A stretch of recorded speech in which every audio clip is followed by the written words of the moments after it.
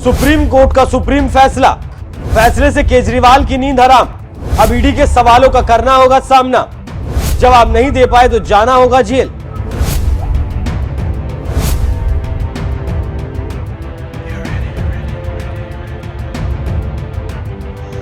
नमस्कार, मैं हूं आपके साथ अभिषेक पुंडी।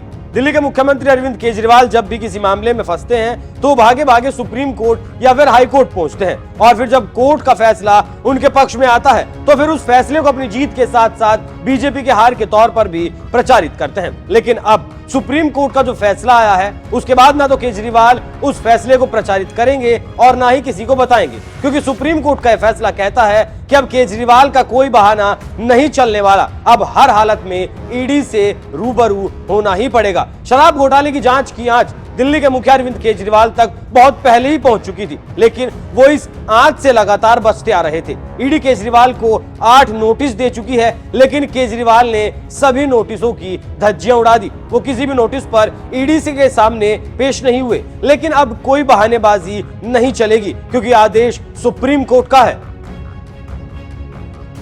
किसी को भी बुला सकती है ईडी।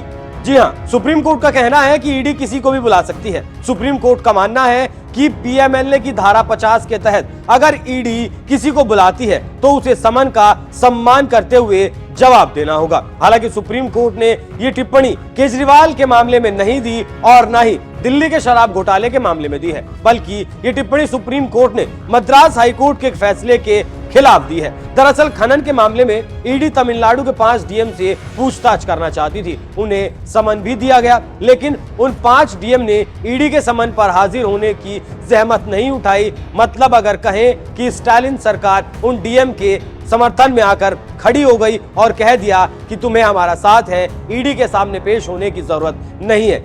तब ये मामला मद्रास हाईकोर्ट पहुंचा और हाईकोर्ट ने 5 डीएम को जारी समन पर रोक लगा दी, क्योंकि तमिलनाडु की सरकार ने ईडी के समन को हाईकोर्ट में चुनौती दी थी और हाईकोर्ट सरकार के पक्ष में खड़ा नजर आया। जिसके बाद ईडी ने सुप्रीम कोर्ट का रुख किया। सुप्रीम कोर्ट ने हाईकोर्ट के फैसले पर रोक लगाकर सभी 5 डीएम को ईडी के सामने पेश होने का आदेश दे दिया, और बस यहीं पर केजरीवाल का मामला भी फंस जाता है, क्योंकि ईडी भी हाईकोर्ट जा चुकी है कि केजरीवाल लगातार नोटिसों की अवमानना कर रहे हैं, और हाईकोर्ट ने केजरीवाल को 16 मार्च तक व्यक्तिगत रूप से ईडी के सामने पेश होने की बात कही है। वहीं जो ईडी का 8वां नोटिस है उसमें 4 मार्च तक का वक्त दिया गया। 4 मार्च में ईडी ने केजरीवाल को बुलाया है, लेकिन अब सुप्रीम कोर्ट ने मद्रास हाईकोर्ट के फैसले पर जो रोक लगाई है उसके बाद केजरीवाल के लिए सुप्रीम कोर्ट के दरवाजे भी बंद हो जाते हैं, क्योंकि अब अगर केजरीवाल ईडी के सामने पेश नहीं होते हैं तो फिर ईडी हाईकोर्ट में सुप्रीम कोर्ट के फैसले का हवाला दे सकती है।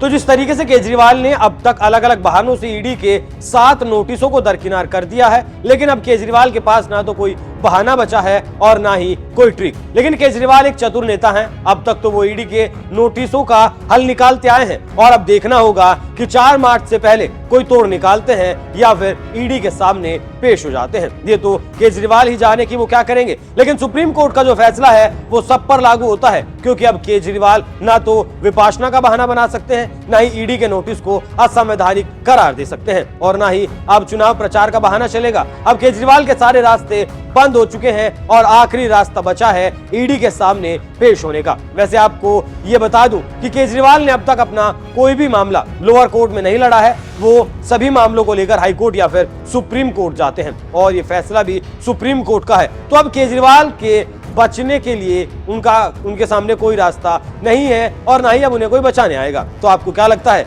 कि केजरीवाल ईडी के सामने जाएंगे या फिर इस बार भी कोई बहाना बनाकर बच निकलने की कोशिश करेंगे? अपनी राय हमें कमेंट कर जरूर बताएं। नमस्कार।